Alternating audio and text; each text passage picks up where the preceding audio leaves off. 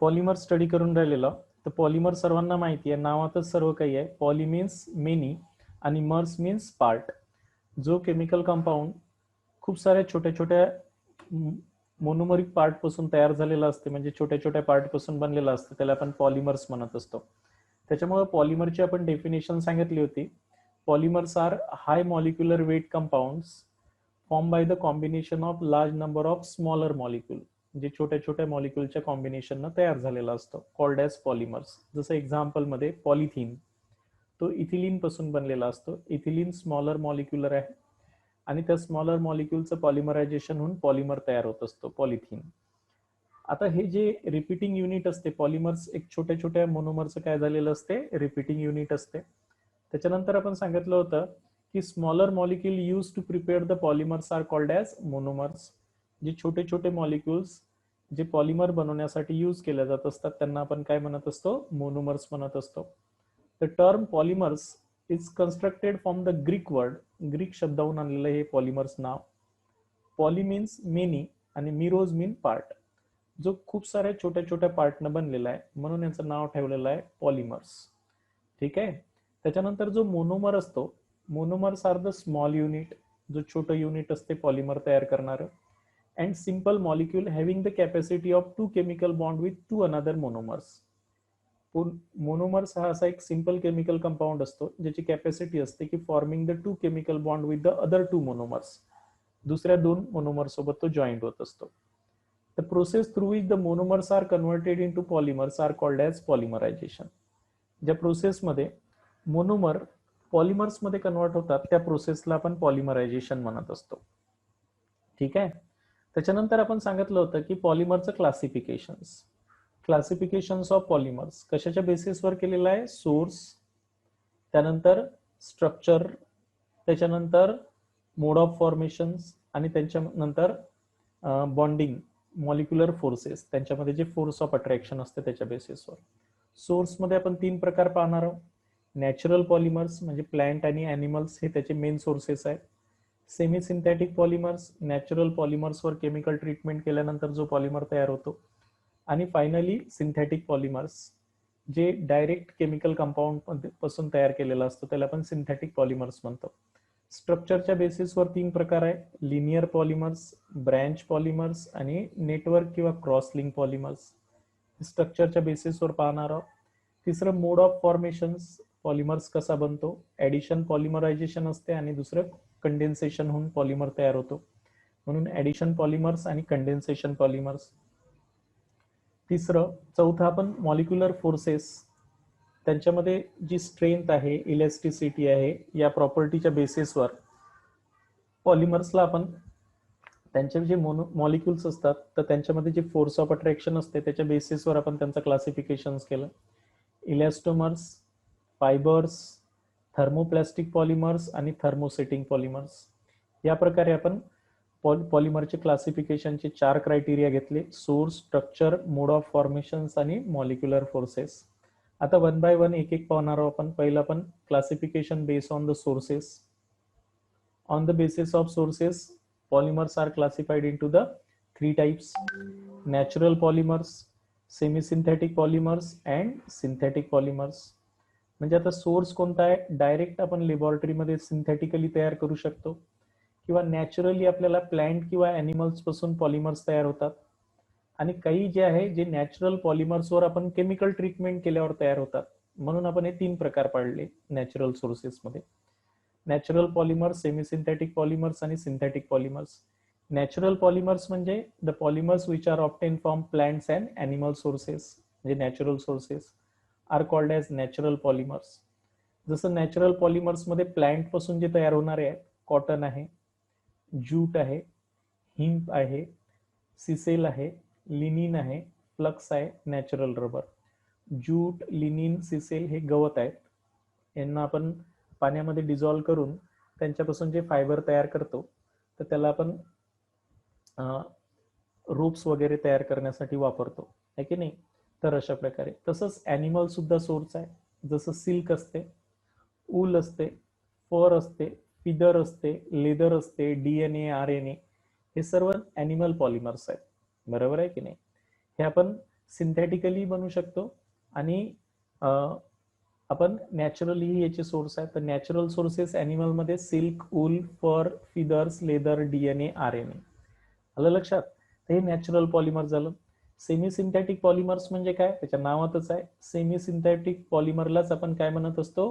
Regenerated polymers. काय म्हणतो? Regenerated, पुन्हा तयार केलेले. म्हणजे ऍक्च्युअल ते नॅचरल पॉलिमर्सच होते, बरोबर आहे. पण त्या नॅचरल पॉलिमर्सवर आपण काय करतो? केमिकल ट्रीटमेंट करतो आणि त्यामुळं केमिकल ट्रीटमेंट केल्यानंतर त्या पॉलिमरची प्रॉपर्टी सुपेरियर होते नॅचरल पॉलिमर्स पेक्षा. मी तुम्हाला एक उदाहरण सांगितलंय की आपण मार्केटमध्ये गेलो आणि म्हटलं की सिल्कचा कापड जर आपण विकत घेतो म्हटलं, तर सिल्कचा ओरिजिनल कापड जर विकत घेतला आपण, तर ओरिजिनल सिल्क पासून जर बनलेला असेल तर तो मिनिमम 1000 किंवा 1500 रुपये मीटर असेल, बरोबर आहे. पण आपल्याला ते 500 रुपयातच शर्ट देते सिल्कचं.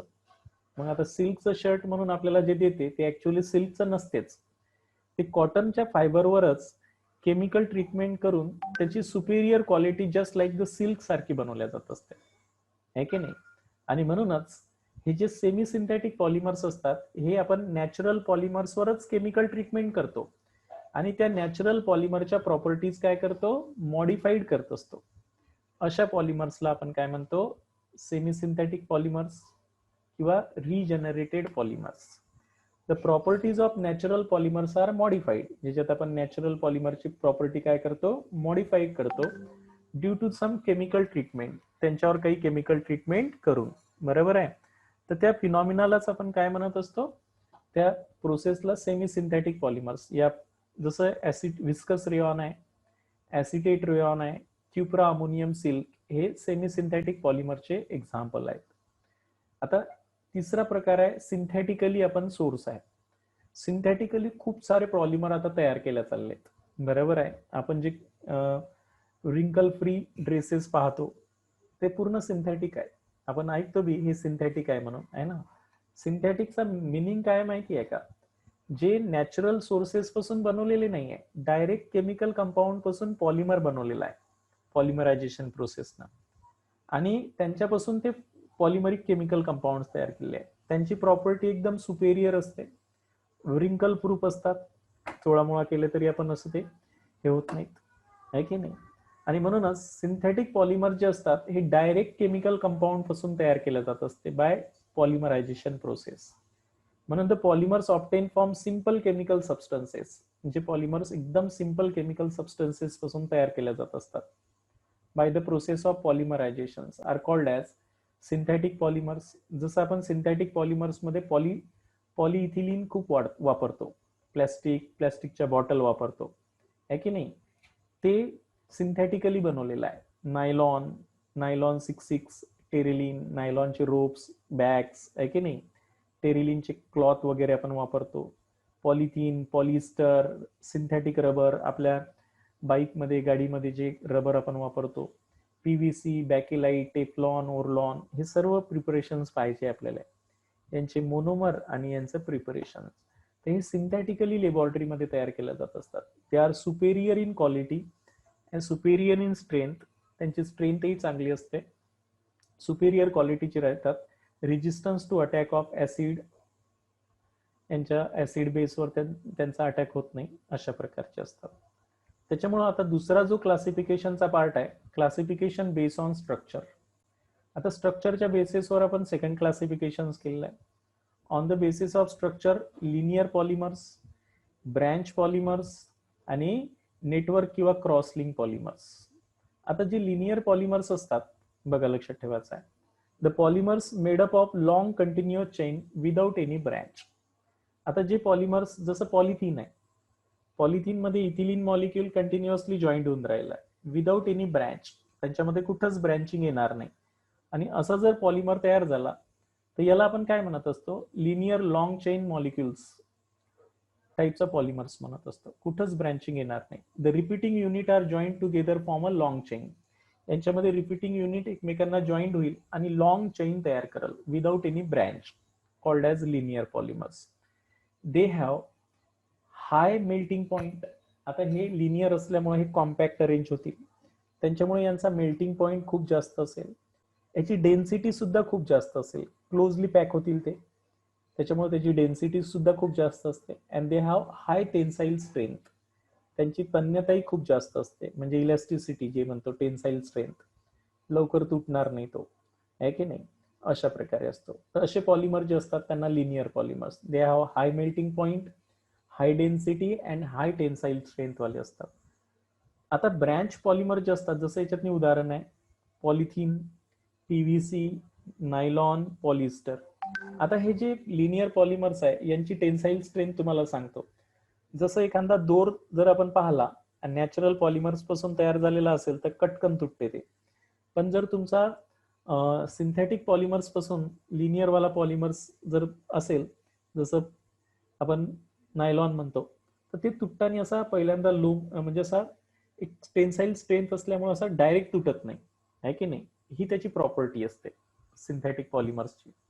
तर लिनियर पॉलिमर्समध्ये पॉलिथिन, पीव्हीसी, नायलॉन, पॉलिस्टर हे कशाचे एक्झाम्पल आहे. पीव्हीसी म्हणजे व्हिनिल क्लोराईड पासून तयार होणार आहे, तर ही कोणाचे एक्झाम्पल आहे, लिनियर पॉलिमरचे. ठीक आहे. आता आपण ब्रँच पॉलिमर्स पाहू. आता या ब्रँच पॉलिमर्स मध्ये काय प्रॉब्लेम आहे की ऑलरेडी हे पॉलिमर्स असे असतात की polymers consist of long chain with a small chain branch असते, त्याला स्मॉल ब्रँच असते. The polymer consist of a long and straight chain with a smaller chain as a branch, छोटीशी एक ब्रँच असते त्याला, बरोबर आहे. अशा प्रकारे कळून राहिलं मी काय सांगितलं आहे ते. तर याला आपण काय म्हणत असतो, ब्रँच पॉलिमर्स म्हणत असतो. तर आता हे ब्रँच पॉलिमर जे असतात, तर these are the polymers consist of the long straight chain with a small branch, यांच्यामध्ये स्मॉल ब्रँचिंग असेल त्याला, बरोबर आहे मी काय सांगून राहिलो होते. तर अशा प्रकारे हे तुमच्या लक्षात आलं पाहिजे, है ना. आता या ब्रँच असल्यामुळे काय होते की त्यांची कॉम्पॅक्ट अरेंजमेंट होत नाही. आता जसं पॉलिमर्स असेल एखादं, बरोबर आहे, आणि त्या पॉलिमर्स मध्ये जर ब्रँचिंग असेल तर नॅचरली त्यांची कॉम्पॅक्ट अरेंजमेंट होणार नाही. मधातच असा ब्रँचिंग असल्यामुळे हे पॉलिमर्स मध्ये, है ना, दुसरा जो पॉलिमर्स येईल तर तो असा ब्रँचिंग फॉर्म मध्ये असल्यामुळे कॉम्पॅक्ट अरेंजमेंट होणार नाही त्यांची, आणि कॉम्पॅक्ट अरेंजमेंट झाली नाही तर त्याची डेन्सिटी कमी राहणार आहे, त्याचा मेल्टिंग पॉइंट कमी असणार आहे, आणि ते टेन्साईल स्ट्रेंथ कमी असणार आहे compare to the linear polymers, आहे की नाही. म्हणून पॉलिप्रॉपिलिन, जर आता आपण प्रॉपिलिन मॉलिक्यूल घेतला आणि हा प्रॉपिलिन मॉलिक्यूलचा आपण काय केला, जॉईंट केला. तर जसं पॉलिप्रॉपिलिन मध्ये हा प्रॉपिलिन घेतला एक, आहे की नाही, आणि या प्रॉपिलिनचं पॉलिमरायझेशन जर केलं तर आपण ऍक्च्युअली लिहिताना तो असा लिहिणार आहोत, CH3 ग्रुप वरत लिहिणार आहोत, CH double bond CH, CH3 group वरत लिहिणार आहोत, आणि CH डबल बॉन्ड CH2 या प्रकारे. आता हा डबल बॉन्ड जर तोडून आपण इथे जॉईंट केला, हा इथे जॉईंट केला, तर अशा प्रकारे हे ब्रँचिंग स्टार्ट होईल याच्यामध्ये, आणि आपल्याला काय करेल, असं रिपीटिंग युनिट भेटेल त्याचा. तर हे जे पॉलिमर्स असतात त्यांना स्मॉल ब्रँच असतात, आणि स्मॉल ब्रँच असल्यामुळे low density, low melting point, low tensile strength असे राहणार आहे. तर याचं एक्झाम्पल आहे पॉलिप्रॉपिलिन, हे कशाचं एक्झाम्पल आहे, ब्रँच पॉलिमरचं. ठीक आहे. आता ब्रँच पॉलिमर झाल्यानंतर नेक्स्ट पॉलिमर्स पाहणार आहोत आपण, तो आहे नेटवर्क किंवा क्रॉस लिंक पॉलिमर्स. आता नेटवर्क किंवा क्रॉस लिंक पॉलिमर्स कसे असतात, this polymers consist of the link of the chain polymers. हे जे चेन पॉलिमर्स आहे यांच्यामध्ये लिंक तयार होते by strong covalent bond lead to the network like structure. आता हे जे पॉलिमरिक चेन असते, या पॉलिमरिक चेन मध्ये काय तयार होते, लिंक तयार होत असते with a strong covalent bonds and lead to the network like structure. This polymers are hard. आता हे लिंकिंग झाल्यामुळे हार्ड होऊन जातात, रिजिड अँड ब्रिटल, ठिसूळबी असतात, हे हार्ड असतात पण ठिसूळबी असतात. मेलामाइन्स, बॅकेलाइट, वल्कनायझेशन ऑफ रबर हे नेटवर्क पॉलिमरचे एक्झाम्पल आहे. म्हणजे आपण काय करतो की जे रबर असते तर त्याला वल्कनाइज करून सल्फर त्याच्या मदतीने काय करतो, जॉईंट करतो, आणि त्याच्यामुळे त्यांच्यामध्ये लिंकिंग तयार होते कोव्हॅलंट बॉन्डनं. आणि असे जे पॉलिमरिक चेन एकमेकांना लिंकिंग मध्ये आल्या तर त्या वेळेस जे पॉलिमर तयार होते त्याला आपण नेटवर्क पॉलिमर्स म्हणत असतो. तर हे मेलामाइन्स, बॅकेलाइट, वल्कनायझेशन ऑफ रबर हे कशाचे एक्झाम्पल आहे, क्रॉस लिंक पॉलिमर्स किंवा नेटवर्क पॉलिमरचे एक्झाम्पल आहेत. क्लिअर झालं इथपर्यंत. आता classification base on molecular forces. आता तिसरं जी क्लासिफिकेशन आहे पॉलिमरिक कंपाऊंडचं, ते कशाच्या बेसिसवर करणार आहोत? On the basis of the molecular forces in between them. आता ते जे पॉलिमरिक केमिकल कंपाऊंड्स आहे यांच्यामध्ये जे इंटर मॉलिक्युलर फोर्सेस आहे, म्हणजे दोन मॉलिक्यूल मध्ये जे फोर्स ऑफ अट्रॅक्शन आहे, त्या फोर्स ऑफ अट्रॅक्शनच्या बेसिसवर आपण पॉलिमरचे प्रकार पाडलेले आहेत. तर याच्यामध्ये 5 प्रकारचे पॉलिमर्स आपण पाहणार आहोत. On the basis of the mechanical properties of polymers. आता मेकॅनिकल प्रॉपर्टीज मध्ये कोणती? त्यांची जी टेन्साईल स्ट्रेंथ आहे, त्यांची स्टफनेस आहे आणि इलेस्टिसिटी. जी टेन्साईल स्ट्रेंथ आहे म्हणजे त्यांची तन्यता किती आहे, elasticity, toughness depend upon the intermolecular forces. हे ऍक्च्युली कशावर डिपेंड असते? त्यांच्यामध्ये जे इंटरमॉलिक्युलर फोर्स ऑफ अट्रॅक्शन असते त्यांच्यावर डिपेंड असते. आता मॉलिक्युलर फोर्स ऑफ अट्रॅक्शन कोणते राहते? हे खूप मोठे मॉलिक्यूल असते, त्यांच्यामुळे यांच्यामध्ये वेगवेगळ्या प्रकारचे फोर्स ऑफ अट्रॅक्शन नाही राहणार. यांच्यामध्ये जनरली व्हॅन्डरवॉल फोर्स ऑफ अट्रॅक्शन राहणार आहे. बल्की मॉलिक्यूल असेल तर त्या बल्की मॉलिक्यूल मध्ये विकेस्ट फोर्स ऑफ अट्रॅक्शन म्हणजे व्हॅन्डरवॉल फोर्स ऑफ अट्रॅक्शन. किंवा हे जर पोलर मॉलिक्यूल असेल तर डायपोल डायपोल इंटरॅक्शन्स राहील. आणि तिसरं म्हणजे यांच्यामध्ये हायड्रोजन बॉन्डिंगचं इंटरॅक्शन्स राहील. एकाचा एच आणि दुसऱ्याचा इलेक्ट्रोनिगेटिव्ह ॲटम हे हायड्रोजन बॉन्डिंगने जॉईंट असतील. तर अशा प्रकारे पॉलिमरिक मॉलिक्यूल मध्ये जे इंटर मॉलिक्युलर फोर्सेस असते त्या फोर्सेसमुळं त्या मॉलिक्यूलचं जे टेन्साईल स्ट्रेंथ आहे, टफनेस आहे किंवा इलेस्टिसिटी डिपेंड असते. याच्या बेसिसवर, या मेकॅनिकल प्रॉपर्टीच्या बेसिसवर आपण पॉलिमरिक कंपाऊंडला वेगवेगळ्या कॅटेगरीमध्ये काय केलेलं आहे? क्लासिफाईड केलेलं आहे. आणि म्हणून याच्याहून इंटरमॉलिक्युलर फोर्सेसच्या बेसिसवर आपण पॉलिमरिक कंपाऊंडला म्हणजे पॉलिमर्सला 4 मेन कॅटेगरीमध्ये क्लासिफाईड करणार आहोत. एक इलॅस्टोमर्स, दुसरं फायबर्स, तिसरं थर्मोप्लास्टिक पॉलिमर्स आणि चौथं थर्मोसेटिंग पॉलिमर्स. कशाच्या बेसिसवर क्लासिफिकेशन केलं आपण? On the basis of the intermolecular forces. यांच्यामध्ये जे इंटरमॉलिक्युलर फोर्सेस आहे यांच्या बेसिसवर इलॅस्टोमर्स, फायबर्स, थर्मोप्लास्टिक पॉलिमर्स आणि थर्मोसेटिंग पॉलिमर्स. आता वन बाय वन इलॅस्टोमर्स हा जो पॉलिमर्स पाहणार आहोत यांचे इंटरमॉलिक्युलर फोर्सेस कसे आहे आणि यांच्या मेकॅनिकल प्रॉपर्टीज कशा आहेत त्याच्यावरून आपण त्यांना इलॅस्टोमर्स म्हणणार आहोत. बघा, लक्षात ठेवायचं आहे.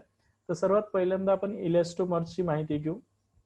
In this polymers the chain are held by the weak intermolecular forces. जे इलॅस्टोमर्स असतात ना यांच्यामध्ये इंटरमॉलिक्युलर फोर्सेस वीक असतात. These are easily stretch. त्याच्यामुळे ते इंटरमॉलिक्युलर फोर्स वीक असल्यामुळे इझिली स्ट्रेच होत असतात. जसं रबर बँड असते, आपण त्याला जर ओढलं तर ते स्ट्रेच होते आणि पुन्हा आपण सोडलं तर ते ओरिजिनल पोझिशन्सवर येते, है ना. अशी जी प्रॉपर्टी आहे ती कोणाची असते? इलॅस्टोमरची असते. त्याचं कारण असते की त्यांच्यामध्ये जे इंटरमॉलिक्युलर फोर्स ऑफ अट्रॅक्शन असते ते वीक असते and that's why they can easily stretch. त्याच्यामुळे ते इझिली स्ट्रेच होत असतात. बरोबर आहे. दिस पॉलिमर्स आर स्ट्रेस्ड. आपण जर त्याला ओढलं तर ते स्ट्रेच होतात, है ना. This polymer chains are stretches when the strain is relieve. पुन्हा आपण जर स्ट्रेन रिलीव्ह केली the chain returns to its original positions. ते पुन्हा आपल्या ओरिजिनल पोझिशन्स मध्ये येत असतात. म्हणून तर त्यांचं नाव इलॅस्टोमर दिलं आपण. दस द पॉलिमर शोज इलॅस्टिसिटी. त्याच्यामुळे या पॉलिमर्स मध्ये काय इलॅस्टिसिटी प्रॉपर्टी असते and that's why they are called as elastomers. तर दीज आर सॉफ्ट. हे जे पॉलिमर्स असतात सॉफ्ट असतात, स्ट्रेची असतात and they are use for making the rubber bands. म्हणून अशा टाईपचे जे पॉलिमर्स असतात ते रबर बँड्स तयार करण्यासाठी यूज होत असतात. बेसिकली यांच्यामधलं फोर्स कसं राहणार आहे? वीक इंटरमॉलिक्युलर फोर्स असल्यामुळं दे कॅन इझिली स्ट्रेच. ते इझिली स्ट्रेच होणार आहे आणि त्याच्यामुळं when the strain is release, आपण त्याच्यावरून जर स्ट्रेन रिलीव्ह केली तर they retain its original positions and that's why they shows elasticity property. That's why we are called as elastomers. They are soft, stretchy and they are used for making the rubber bands. For example, जेवढेही rubbers आहेत ना, निओप्रीन rubber आहे, vulcanise rubber आहे की नाही, हे कशाचे example आहे? या इलॅस्टोमरचे एक्झाम्पल आहे. तसंच आपण यांच्यामध्ये ब्युनायस आपल्याला समोर स्टडी करायचे आहे. ब्युना, यस, ब्युटाडाईन आणि स्टायरीनचा आहे की नाही. ब्युनायन, ॲक्रिलोनायट्राइल वाला, अशा टाईपचे जेवढे काही रबर आहेत हे सर्व कशाचे एक्झाम्पल आहे, इलॅस्टोमरचे असतात. समजलं इथपर्यंत मी काय सांगितलं आहे ते. तर इलॅस्टोमरच्या नंतर आपण नेक्स्ट पाहणार आहोत तो आहे फायबर. इथपर्यंत सर्वांच्या लक्षात आलं असेल. तर सेकंड टाईपचा पाहणार आहोत फायबर्स. आता हे जे फायबर्स असतात तर या फायबरमध्ये जे इंटरमॉलिक्युलर फोर्स ऑफ अट्रॅक्शन असते सर्वात स्ट्रॉंगर असते. हे जे पॉलिमरिक मॉलिक्यूल असतात यांच्यामध्ये strong intermolecular force of attraction असते. Strong intermolecular force of attraction, strong intermolecular force of attraction असते. आणि they have held by strong dipole dipole force of attraction strong वालं किंवा हायड्रोजन बॉन्डिंग यांच्यामुळं हे एकमेकांना काय होत असतात, होल्ड होत असतात. And that's why they R strong. त्याच्यामुळे हे स्ट्रॉंग असतात. तर यांची आपण डेफिनेशन्स करणार आहोत की यांच्यामधलं इंटरमॉलिक्युलर फोर्स ऑफ अट्रॅक्शन पहिले सांगायचं आहे आपल्याला जेव्हा आपण यांची डेफिनेशन्स करणार आहोत तेव्हा, आहे की नाही. तर इंटरमॉलिक्युलर फोर्स ऑफ अट्रॅक्शन मध्ये this polymers the intermolecular force are strong.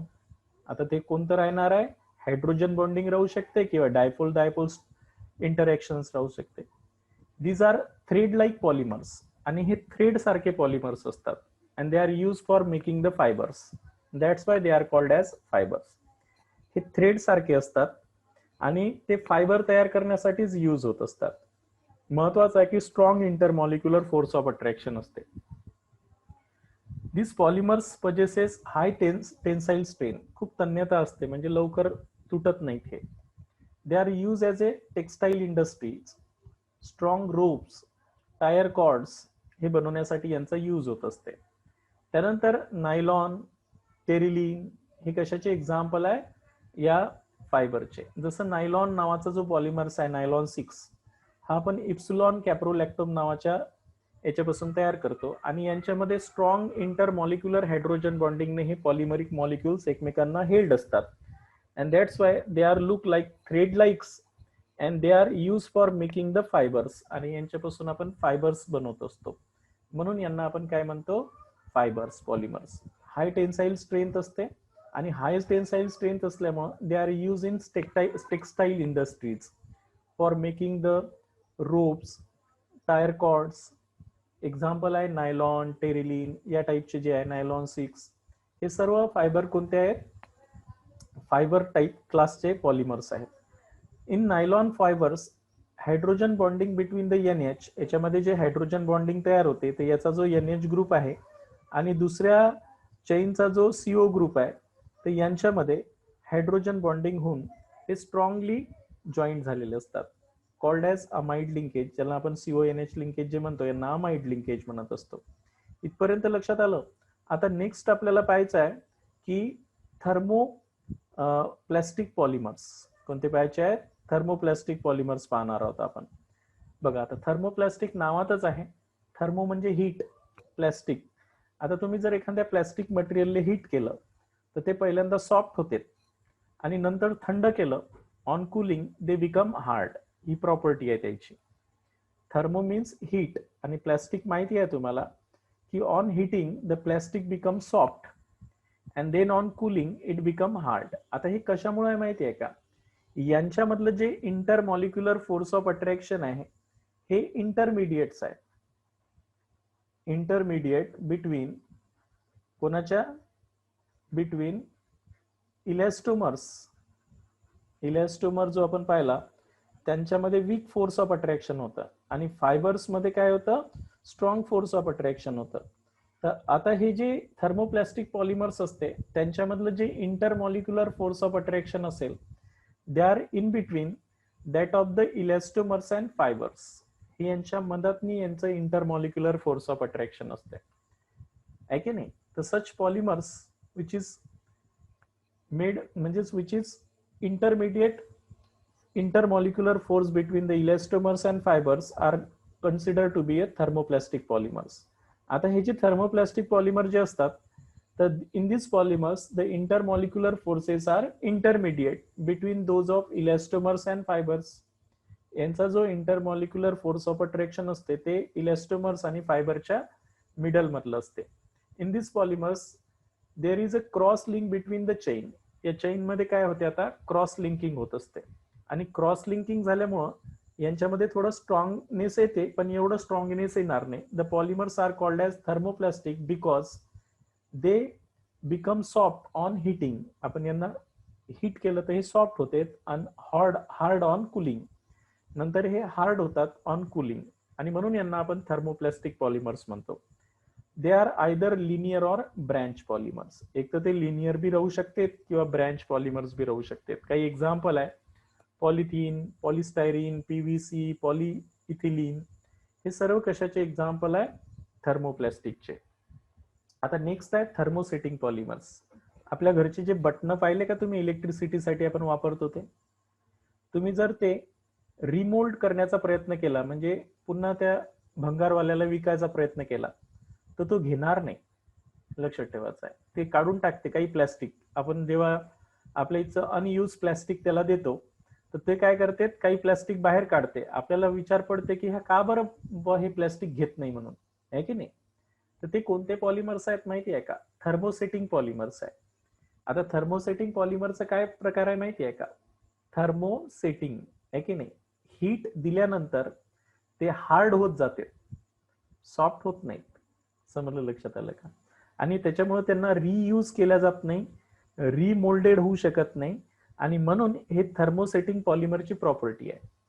बघा, थर्मोसेटिंग पॉलिमर्स आपण कशाला म्हणणार आहोत, this polymers are cross link or branch polymer. हे लिनियर कधीच राहणार नाही, हे क्रॉस लिंक पॉलिमर्स असतील. आणि क्रॉस लिंकिंग झाल्यामुळं स्ट्रॉंग बॉन्डिंग असेल यांच्यामध्ये, आहे की नाही. These are cross link or branch polymers असतात. They do not become soft on heating. याला हिट केलं तर हे सॉफ्ट होत नाही. अंडर प्रेशर, खूप प्रेशर देऊन जरी हिट केलं तरी हे सॉफ्ट होत नाही. They are not remoulded and recycle. यांना रिमोल्ड बी करता येत नाही आणि रिसायकल बी करता येत नाही. असे जे पॉलिमर्स आहेत त्यांना आपण थर्मोसेटिंग पॉलिमर्स म्हणतो. दे कॅनॉट बी रियूज. हे पुन्हा यूज केल्या जाऊ शकत नाही. जसं एक्झाम्पल आहे बॅकेलाइट. फिनॉल आणि फॉर्मॅल्डिहाइडचं पॉलिमर जे आहे त्याला आपण बॅकेलाइट म्हणत असतो. Phenol formaldehyde polymers are called as bakelites. आता त्याच्यामुळे आपण या दोघांमधला डिफरन्स देऊ. Difference between thermoplastic and thermosetting polymers हे आपल्या एक्झाम मध्ये विचारू शकते. This polymers become soft on heating. Thermoplastic नावातच आहे, आपल्याला माहिती आहे प्लास्टिकची property. This polymers become soft on heating and hard on cooling. आणि हे याच्या विरुद्ध आहे थर्मोसेटिंग मध्ये. This polymers become hard on heating. याला जर हिट केलं तर हे हार्ड होते, है ना. अशा प्रकारे they can be remoulded and reuse. Thermoplastic polymer जे असतात तर आपण पुन्हा ते प्लॅस्टिकच्या बॉटल विकून पुन्हा त्याला रिमोल्ड केल्या जाऊ शकतात, म्हणून they are remould and reuse. They cannot be remoulded and reuse. याला पुन्हा रिमोल्ड करता येत नाही आणि रियूज करता येत नाही. They are linear or branch polymers. हे ब्रँचेस असतात. They are cross link polymers or branch polymers. These plastics are weak. These plastics are weak and soft. These plastics are hard and strong and brittle. हे जे plastic असते हे weak आणि soft असते. Thermoplastic आपल्याला माहिती आहे प्लास्टिकचे जे काही प्रॉपर्टी आहे. This plastic are hard and strong and brittles. हे जे थर्मोसेटिंग पॉलिमर्स असतात हे हार्ड असतात, स्ट्रॉंग असतात आणि ब्रिटलही असतात, ठिसूळही असतात. ठीक आहे. त्याच्यानंतर पॉलिथिन, पॉलिस्टायरीन, पीव्हीसी हे थर्मोप्लास्टिकचे एक्झाम्पल आहेत.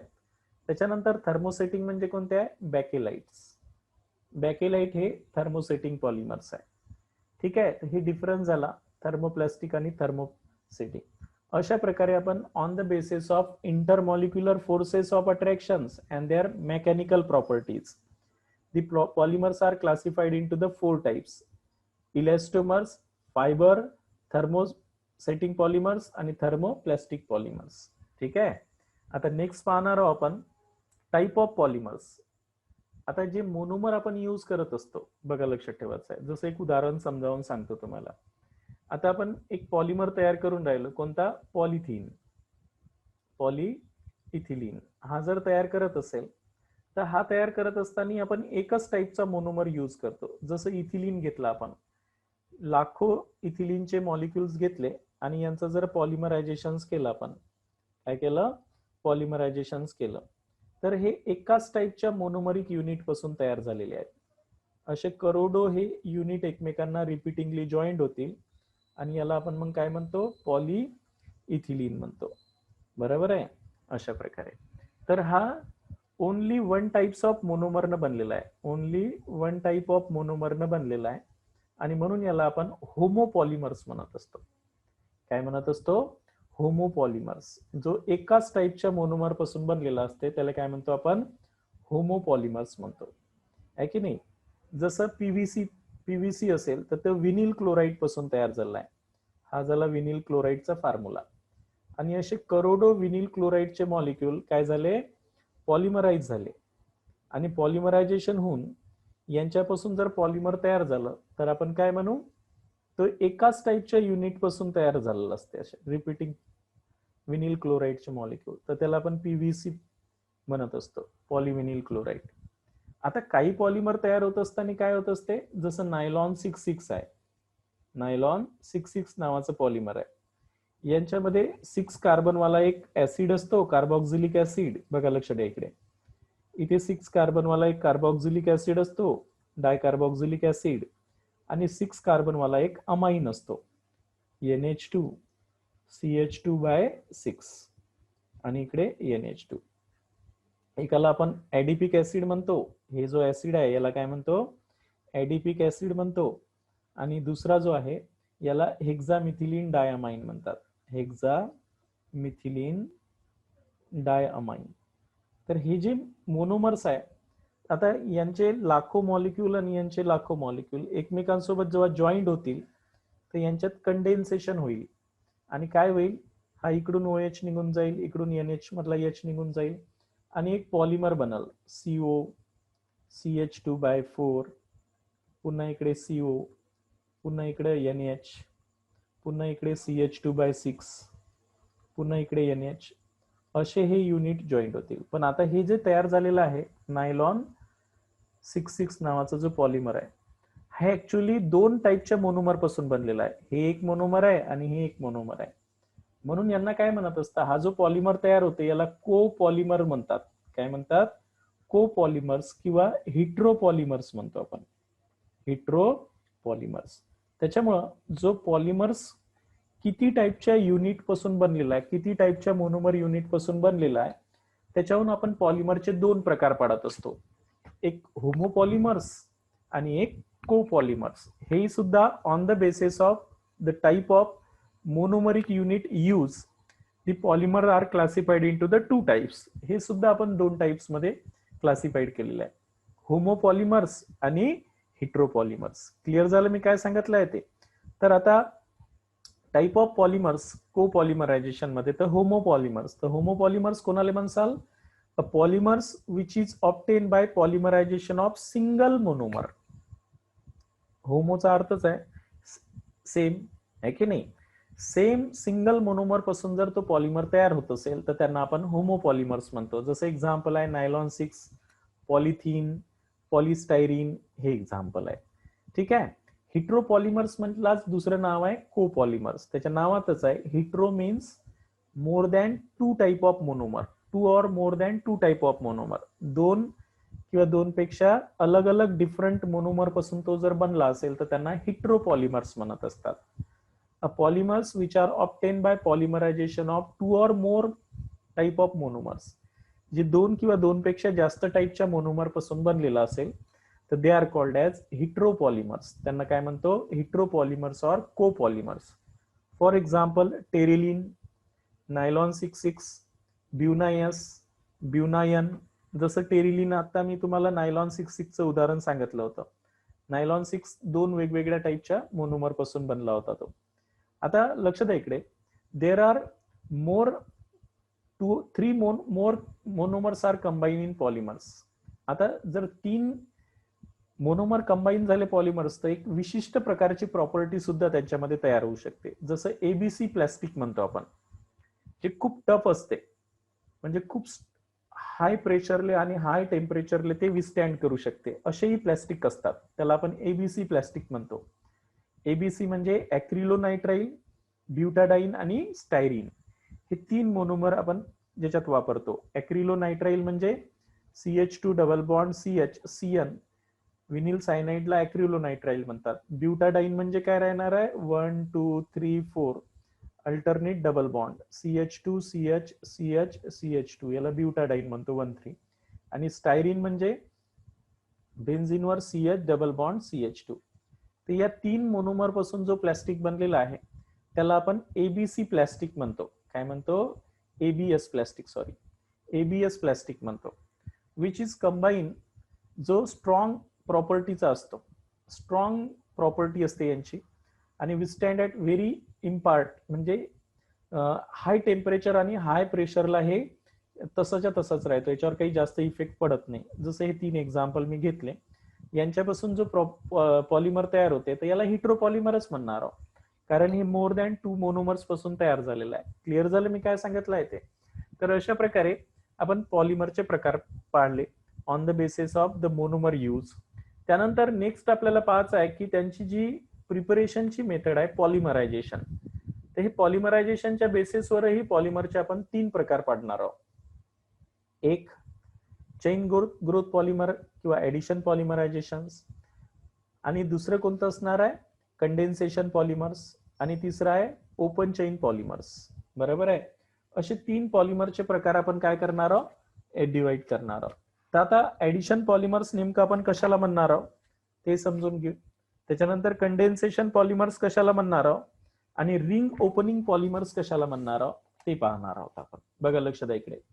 तर जे पॉलिमरायझेशनची प्रोसेस आहे, म्हणजे ज्या प्रोसेसनुसार पॉलिमर आपण काय करत असतो, तयार करत असतो, बघा लक्षात ठेवायचं आहे, ज्या प्रोसेसनुसार आपण पॉलिमर तयार करत असतो त्या प्रोसेसनुसार आपण पॉलिमरचे पुन्हा 3 प्रकार पाडलेले आहे. बघा लक्षात ठेवायचं आहे. म्हणून नेक्स्ट क्लासिफिकेशन कशाच्या बेसिसवर आहे, on the basis of the process of पॉलिमरायझेशन.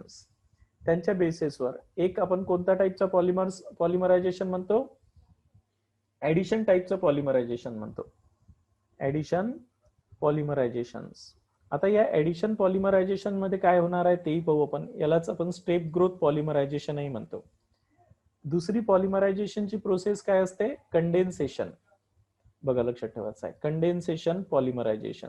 आता जे एक्झाम्पल पाहिलं होतं आपण तर ते कंडेन्सेशन पॉलिमरचंच होतं, कंडेन्सेशन पॉलिमरायझेशन.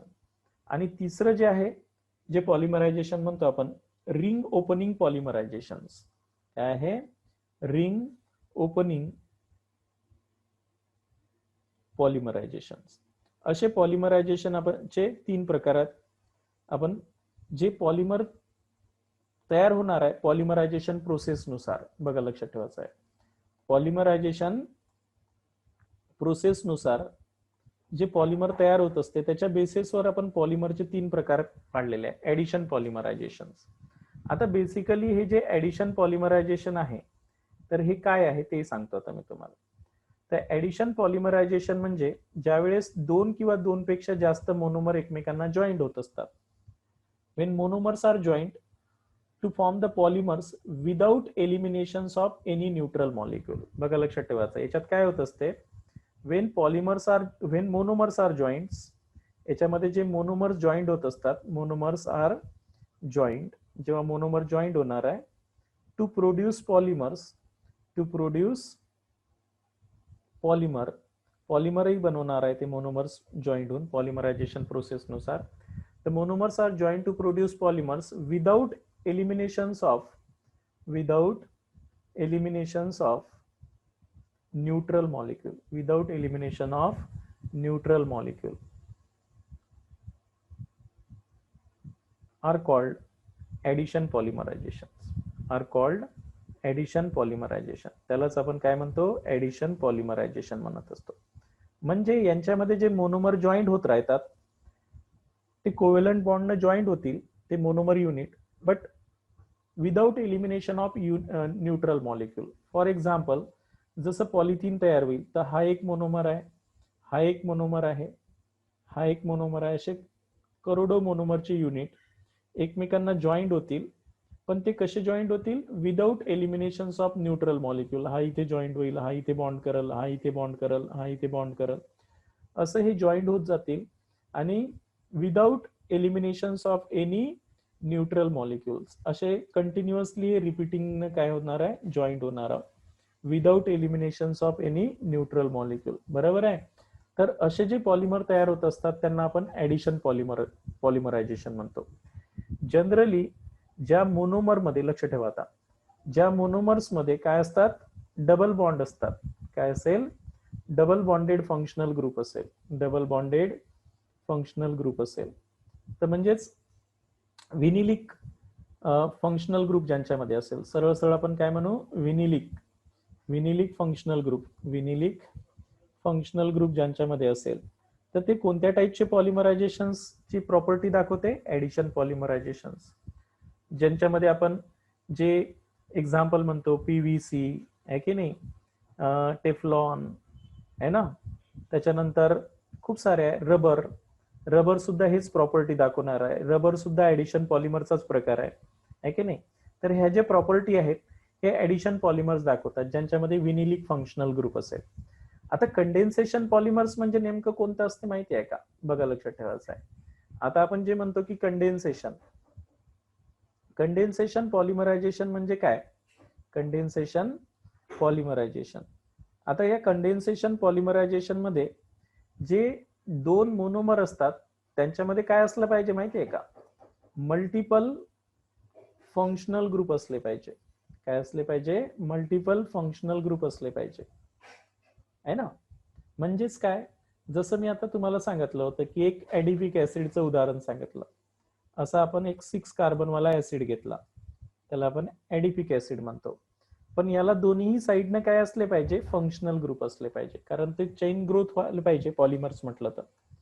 आता इकडूनही जो फंक्शनल ग्रुप आहे त्यालाही दोन टर्मिनल पोझिशन्सला फंक्शनल ग्रुप असते. तर अशा टाईपचे फंक्शनल ग्रुप असणारे कंपाऊंड हे कंडेन्सेशन पॉलिमरायझेशन करतील. म्हणजे हे जेव्हा जॉईंट होतील आणि पॉलिमर बनवतील तर यांच्यामधून सर्टन न्यूट्रल मॉलिक्यूल एलिमिनेट होईल. बघा, लक्षात ठेवायचं आहे. हे जेव्हा जॉईंट होतील आणि यांच्यापासून पॉलिमर बनल तेव्हा हे काय करतील? सर्टन न्यूट्रल मॉलिक्यूल काय करतील? एलिमिनेट करतील. बरोबर आहे. आता सर्टन न्यूट्रल मॉलिक्यूल म्हणजे H2O, अल्कोहोल या टाईपचे मॉलिक्यूल एलिमिनेट करतील. आणि अशा टाईपचा जर पॉलिमर बनत असेल तर याला आपण कंडेन्सेशन पॉलिमर्स म्हणत असतो. साध्या भाषेत जर बोलायचं असेल, these are the polymers formed when two or more monomers are combined with the elimination of certain neutral molecules such as water, alcohol are called as condensation polymerization. त्या प्रोसेसला काय म्हणतो आपण? कंडेन्सेशन पॉलिमरायझेशन.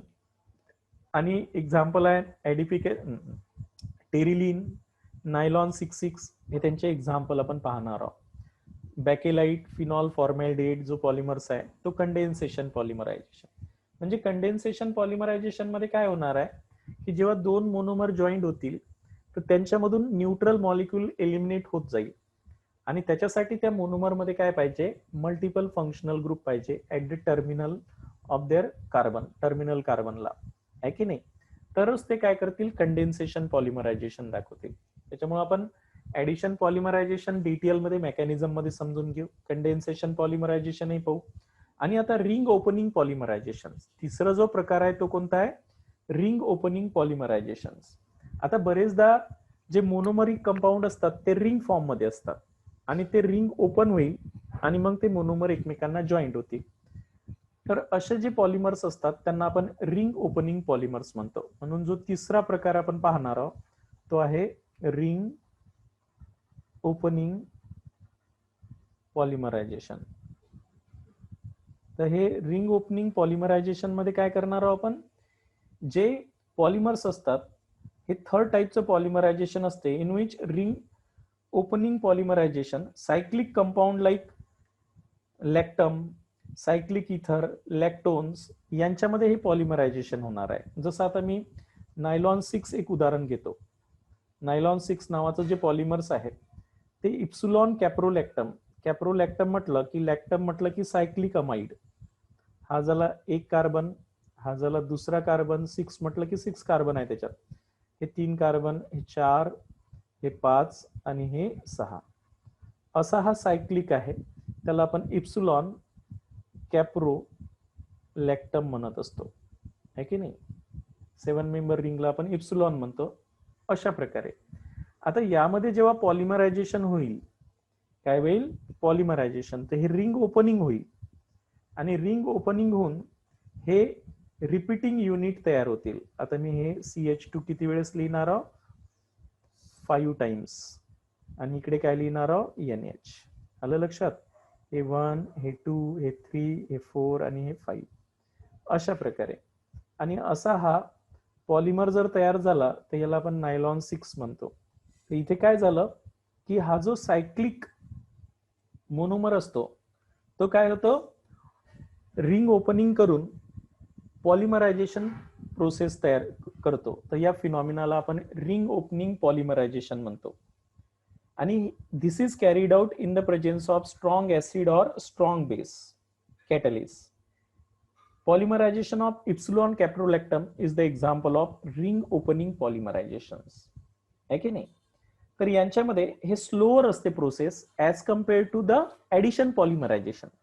ऍडिशन पॉलिमरायझेशन पेक्षा ही process थोडी slower घडते. तर हे झालं.